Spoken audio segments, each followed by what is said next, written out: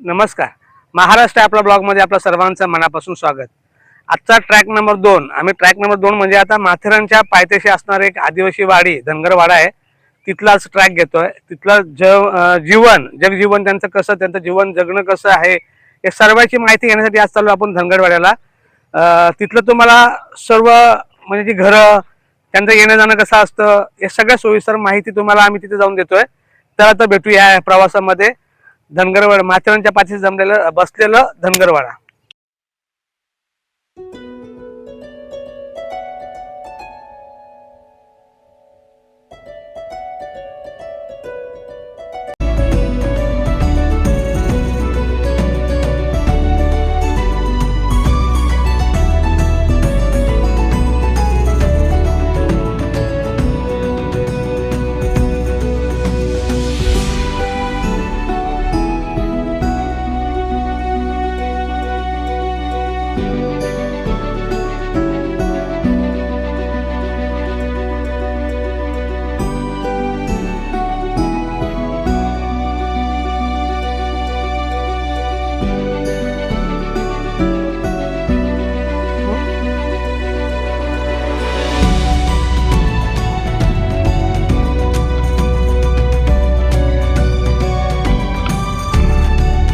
म्हणजे व्हिडिओमध्ये आपण पाहाल की यांना दररोज येणं जाणं किती त्रासदायक आहे.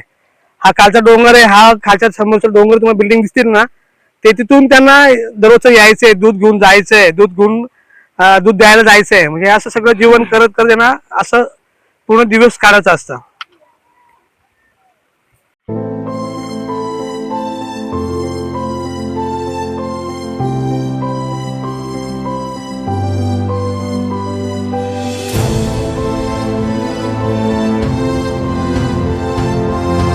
खाण्याचा नॅचरल पाण्याचा साठा दादा त्याचं सांगेल आपल्याला किती वर्ष पाणी टिकतं आहे ना वगैरे ते.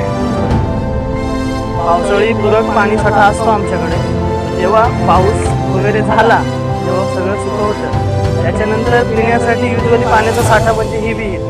अजूनही आम्ही पाणी पिण्यासाठी विहिरीचा वापर करतो. ज्यावेळेस उन्हाळा असतो त्यावेळेस हा पाणी साठा आमच्या उपयोगी पडतो पाणी पिण्यासाठी. आणि आमच्याकडे ना बोरवेलची सोय आहे का ना कशाची सोय आहे, त्याच्यामुळे आम्हाला हे पाणी उन्हाळाभर पुरवायला लागतं पाणी पिण्यासाठी.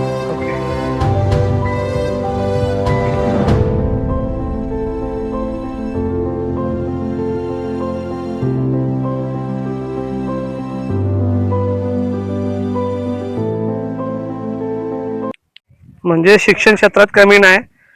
आता ही शाळा बघा ना तुम्ही, म्हणजे एक व्हिज्युअली एखाद्या सिटीमध्ये शाळा नसेल एवढी स्वच्छ आणि सुंदर. तर त्याच्यावरती केलेलं नक्षी काम बघा तुम्ही, खूप सुंदर वाटेल लांबूनच एवढं.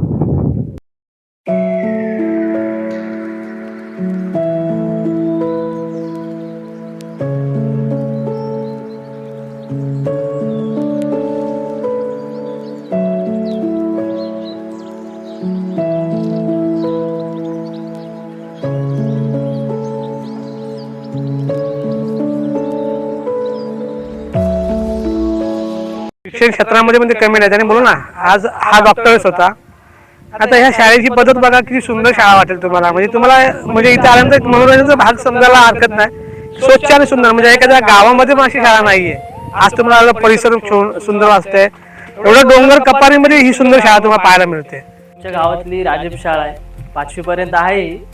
येतात मुलं, शिकतायत.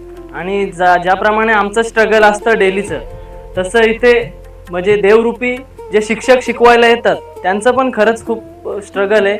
I grateful that. कारण का त्यांनाही रोज चालत यायला लागतं.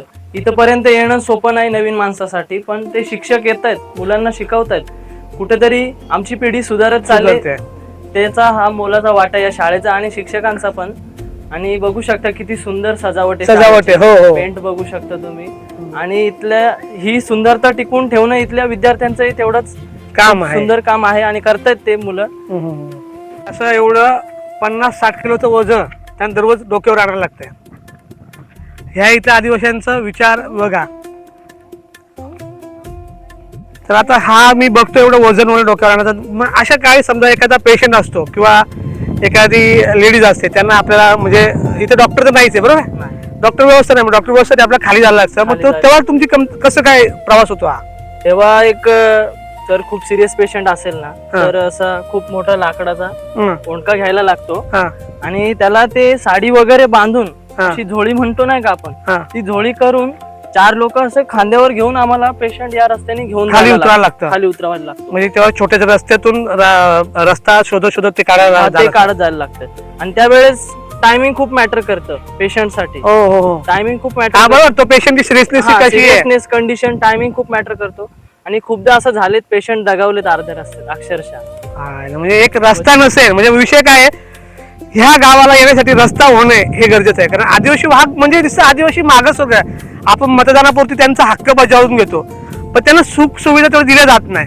त्यांची इच्छा एकच आहे का जर आम्हाला हा इथून रस्ता व्यवस्थित करून दिला म्हणजे आमचं येण्याची रहदारी व्यवस्थित सुरळीत होईल. प्रत्येक गाड्या आहेत, परंतु गाडी असून उपयोग काय, त्यांना याला रस्ता नसेल तर गाडीचा उपयोग नाही. म्हणून त्याला लांबून प्रवास करण्यापेक्षा हा शॉर्टकट रस्ता आहे.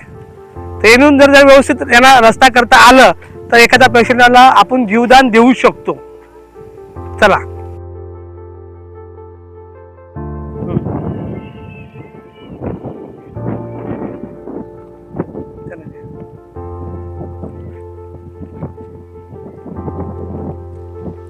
तर हे आमचे गावचे ज्येष्ठ नागरिक सकाराम दादा झुकरे आणि ही त्यांची मुलगी सकाळी दवाखान्यात म्हणजे तिला तब्येत बरं नाही म्हणून. म्हणजे ही बघा ही यांची कसरत आहे.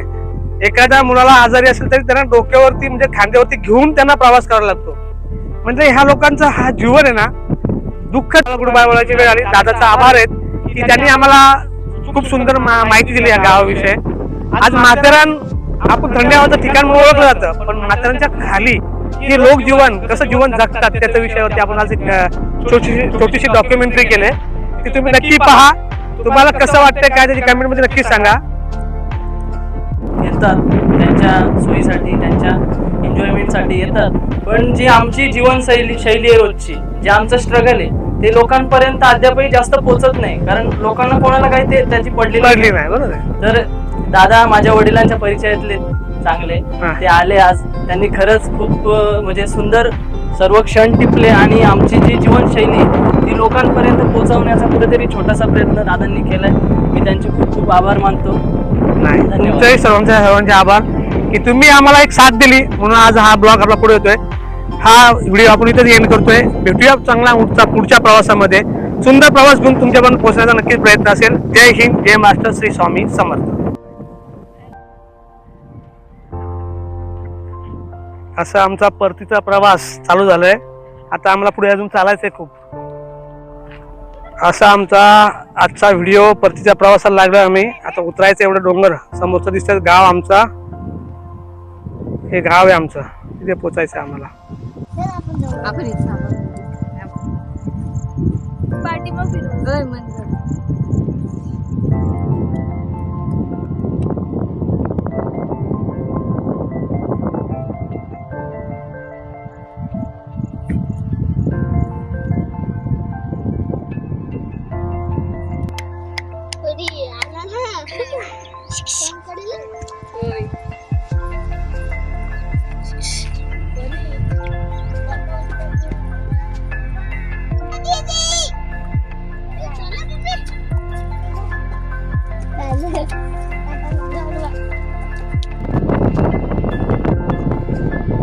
छोटासा किडा किती आपला प्रयोग करतोय बघा.